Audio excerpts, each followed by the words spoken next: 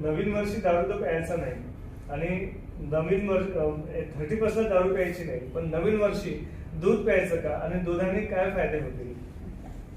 हे पहा कसं आहे, बऱ्याच जणांची उत्सुकता असते की मद्यपान नका करू असं बरेच जण सांगतात.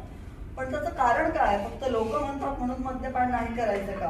किंवा आपल्या शास्त्रात काय लिहिलं आहे मद्यपानाबद्दल हे जाणून घेण्याची पण बऱ्याच जणांची इच्छा असते. मला असं वाटतं ते जाणून घेणं महत्वाचं आहे.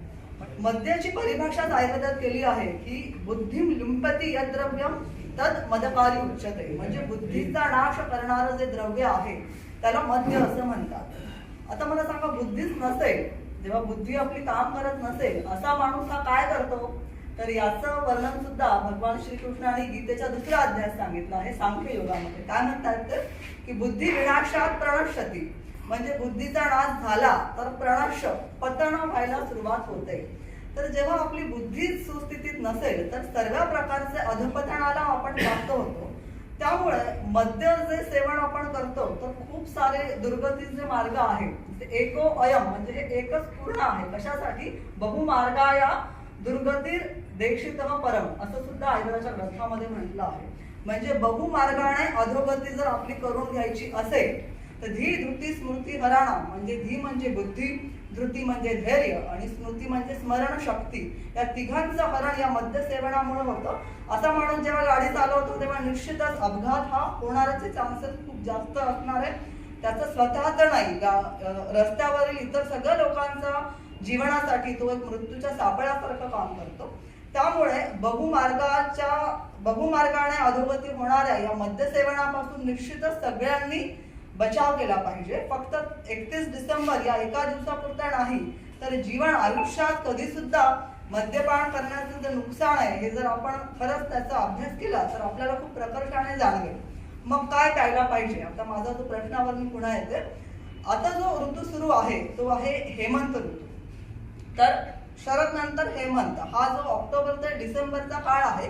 शरद ऋतूमध्ये पित्त प्रकोप होतो आणि आता हेमंतात येता येता वाताचा सुद्धा प्रकोप, वृक्षता वातावरणात वाढते. आपण बघतोय की वातावरणामध्ये आपली स्किन आपल्याला मॉइश्चरायझर किंवा तेल लावल्याशिवाय सकाळी आंघोळनंतर खूप इचिंग व्हायला लागते. तर वातावरणात वृक्षता वाढली आहे तर वात वाढला आहे आणि शरदातला वाढलेला पित्त आपल्याकडेच आहे, कारण आपण शोधन केलेला नाहीये. शरदामध्ये कोजागिरी पौर्णिमेमध्ये आपण दूध पिलं होतं ना, त्याच कारणासाठी पिलं होतं की ते पित्तग्न आहे, पित्त वाढतं आहे. तर पित्ताला कमी करणारं सगळ्यात उत्तम जे औषध म्हणा किंवा आहार म्हणा ते आहे दूध. दुधाचं खूप गुणगान आयुर्वेद शास्त्रामध्ये केलं आहे आणि आपल्या धर्मग्रंथामध्ये प्रत्येकाच्या जीवनामध्ये दुधाचं महत्व हे आपण लहान असताना 1 वर्षापर्यंत आपला आहार काय? फक्त दूध. 1 वर्षाचं होईपर्यंत फक्त दूध आपण सेवन करतो, कारण हा संपूर्ण आहार आहे. मॉडर्न दृष्टिकोनातनं fats, protein, carbohydrate, vitamin, mineral या सगळ्यांचं एक कंबाईन एनर्जी ड्रिंक म्हणजे मिल्क. आणि आयुर्वेद शास्त्रानुसार सुद्धा जीवनीय आणि रसायन म्हणजे आपल्या सप्त धातूंचं वर्धन करणारं रस, रक्त, मांस, मेद, अस्थि, मज्जा, शुक्र आणि ओज हा सर्वात उत्तम जो सार आहे, जो आपल्या रोगप्रतिकार क्षमतेशी निगडित आहे, त्याला वाढवण्यासाठी एकमात्र सर्वोत्तम जे द्रव्य आहे ते म्हणजे दूध आहे.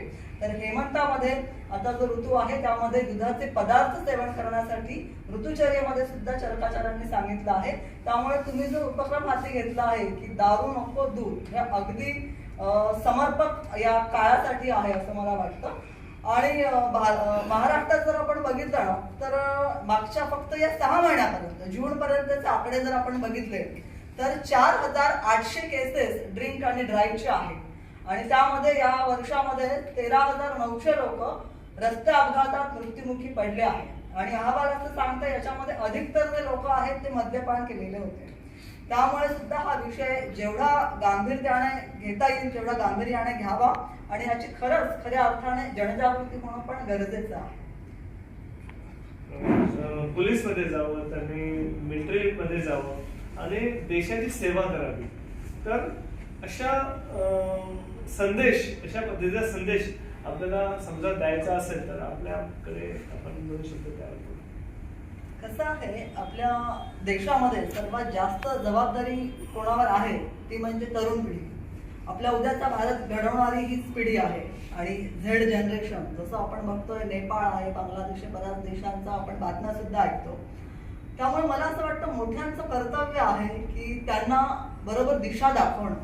वडीलधारी माणसं लहानपणापासून काय योग्य आणि अयोग्य हे जर घरी सांगत असतील तर निश्चितपणे आजची तरुण पिढी तेवढी जागरूक, तेवढं त्यांची मानसिकता राहील की आपण कुठल्याही चांगल्या गोष्टीचं किंवा अचीवमेंटचं सेलिब्रेशन कसं करावं ही पद्धत त्यांना माहीत करून घेणं गरजेचं आहे. आपण ज्या लोकांकडनं दारू म्हणजे मद्यपान जास्त प्रमाणात पिणं शिकलो त्या देशांमध्ये म्हणजे पाश्चिमात्य देशांमध्ये सुद्धा आता जे आहे की आपले जे कल्चर आहे, जे भारतीय कल्चर होते, योग आहे, अग्निहोत्र आहे किंवा एखादे जे काही आयुर्वेदिक बरेचसे काही कॉन्सेप्ट आहेत, आयुर्वेदाच्या बऱ्याचशा औषधी, या सर्वांना आत्मसात करणं त्यांनी सुरू केलं आहे. म्हणजे तुम्हाला आश्चर्य वाटेल ऐकून, जर्मनी सारख्या देशामध्ये होमाथेरपी म्हणजे अग्निहोत्र नावाचं वातावरण शुद्ध करणारं, आपलं शरीर शुद्ध करणारं, आपल्याला नवदुर्गा नवशक्ती प्रदान करणारं म्हणजे रेडिएशन कमी करणारं जे आपण अग्निहोत्र आधी घरोघरी केलं जायचं ते जर्मनीमध्ये सगळ्यात जास्त संख्येत आज घरोघरी केलं जात आहे. तर आपण आता पुन्हा मागे चाललो आहे आपली संस्कृती विसरून.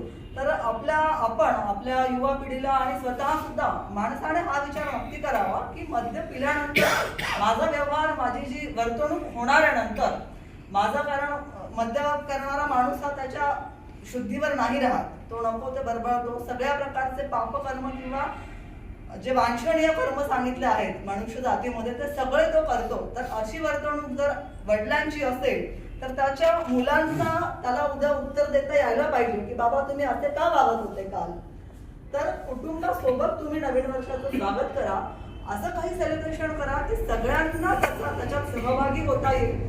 युवा पिढीचा मी एक मागे एक खूप छान आर्टिकल वाचलेलं, तर एक माता त्या सांगत होत्या की 25 वर्ष तुमच्या आईने कसं मोठं केलंय तुम्हाला ते तिला माहिती आहे. लहानपणापासून आजार बरे करणं, तिचं संगोपन आहे, शालेय शिक्षण, कॉलेज शिक्षण, आई वडील एवढी मेहनत करून त्या 25 वर्षापर्यंत त्या युवकाला सांभाळतात. कारण असं झाल्यानंतर तो अपघाताचा एखादा बळी पडला तर आई वडिलांवर खरंच काय दुःखाचा डोंगर पडतो हे आपण कल्पना करूनही आपल्याला एवढा त्रास होतो. तर अशा बऱ्याच कुटुंबामध्ये ही तरुण पिढी आज गेलेली आहे. त्यामुळे जे लोक आहेत त्यांच्याकडनं शिकायला पाहिजे की आपण सेलिब्रेशनच्या ज्या व्याख्या आहेत त्या आपल्या बदलायला पाहिजे. आणि जेव्हा आपण बुद्धीच काम करत नाही तर आनंदाचा उपभोग आपण घेऊ कसा शकतो. एखाद्या आनंदाचा उपभोग घेण्यासाठी मला समज पाहिजे ना, मला ते कळालं की हा गुलाब आहे आणि मला खूप सुंदर वास येतोय तर मला त्याचा आनंद होईल. पण जेव्हा बुद्धी आपली हरण झाली आहे मद्य पिऊन तर तुम्हाला आनंदाची अनुभूती होणार कशी. त्यामुळे आनंदाच्या व्याख्या पुन्हा एकदा समजाव्या. तरुण पिढीने येणाऱ्या भारताचं दायित्व तुमच्याकडे आहे. त्यामुळे तुम्ही असा आदर्श घडवा की येणारी पिढी आणि भारताचं जे भविष्य आहे ते निश्चितपणे चांगलं होईल. यासाठी तरुण पिढींना आवाहन करते की त्यांनी अंतर्मुख होऊन चिंतन करावं, काय योग्य काय अयोग्य हे स्वतः अभ्यास करून ठरवावं आणि मग वागावं. घरी कोणीतरी वाट बघत आहे. निश्चितपणे आपण जो माणूस जातो ना त्याला एवढं दुःख नाहीये, पण जर राहतात त्याच्या मागे त्यांचं दुःख हे जास्त, कारण त्यांना उरलेल्या सगळ्यांना पाहावं लागतं. त्यामुळे जो मद्यपी असतो, मद्यपान करतो तो तर नाही ऐकलं त्याने तो जातो. कारण माझ्या रुग्णाला बरेच असे केसेस येतात, जनरली आयुर्वेदाकडे येणारे लोक खूप क्रिटिकल झाल्यानंतरच येतात. जसं मरताना देवा मला वाचव करतात तसं आता सगळं झालं मॅडम तुम्ही काही करू शकता का म्हणून मद्यपी बरेच जण येतात. या वर्षी सुद्धा 4 क्रिटिकल केसेस दवाखान्यात माझ्या रिपोर्ट केलंय ज्यांना मी वाचवू नाही शकले. बिलिरुबिन म्हणजे 38 एवढं सुद्धा बिलिरुबिन वाढवून एजिपिटी खूप जास्त कावीळची जी लास्ट स्टेज आहे, अगदी उदररोग म्हणजे पूर्ण असायटिस, पाणी टंब भरलेलं पोट घेऊन येतात, सिव्हिअर लिव्हर सिरोसिस घेऊन येतात. तर तेव्हा मला खूप वाईट वाटतं आणि जास्त करून लोक हे सगळे हलाखीच्या परिस्थितीतून आलेले असतात. आता जी लास्ट डेट मी बघितली ती आई मोलकरीण आहे, धुणी भांडी करून बघते, नवरा नाहीये, मुलगा एकुलता एक होता, तो सुद्धा दारूच्या व्यसनामुळे गेला. आता तिचा आधार कोणीच नाही आहे. तर असं जेव्हा केसेस बघते तेव्हा हा जो विषय तुमचा पुन्हा ऐकला ना, तर मद्यपान फक्त 31 डिसेंबर नाही तर वर्षभर कधी करू नये. मद्यपानच्या आहारी गेलेले जे लोक आहेत ज्यांना सोडायचं आहे त्यांना भेटा, सल्ला घ्या की ते त्यांची जी सवय आहे ती कशी सोडू शकता. शास्त्रोक्त आयुर्वेदामध्ये शास्त्रोक्त मद्यपानाबद्दल खूप छान माहिती आहे, कुठल्या प्रकृतीमध्ये कसं तुम्ही राहायला पाहिजे. तर या सर्व गोष्टींचा विचार करून मी पुन्हा जनतेला हेच आवाहन करेल की 31 हा एक विशेष दिवस यासाठी की वर्दळ जास्त असते आणि आनंद साजरा करावा, तर एकच मार्ग हा आपल्याला दिसतो. त्यामुळे आनंदाचे जे इतर मार्ग आहेत, तुमचा छंद असेल, एखादं पुस्तक असेल, एखादं गायन वादन, असे काहीतरी छंद पुन्हा जागृत करा आणि त्या प्रकारे नवीन वर्षाचं स्वागत करा. तुमची काही कामं या वर्षात करायची राहिली असेल त्याच्यावर काहीतरी विचार करून ती आता येणाऱ्या वर्षात कशी आपण चांगल्या पद्धतीने आणि निश्चितपणे पार पाडू शकू यावर विचार करा. सर्वांना नवीन वर्षाच्या शुभेच्छा. सर्वांना नवीन वर्षाच्या खूप खूप हार्दिक शुभेच्छा.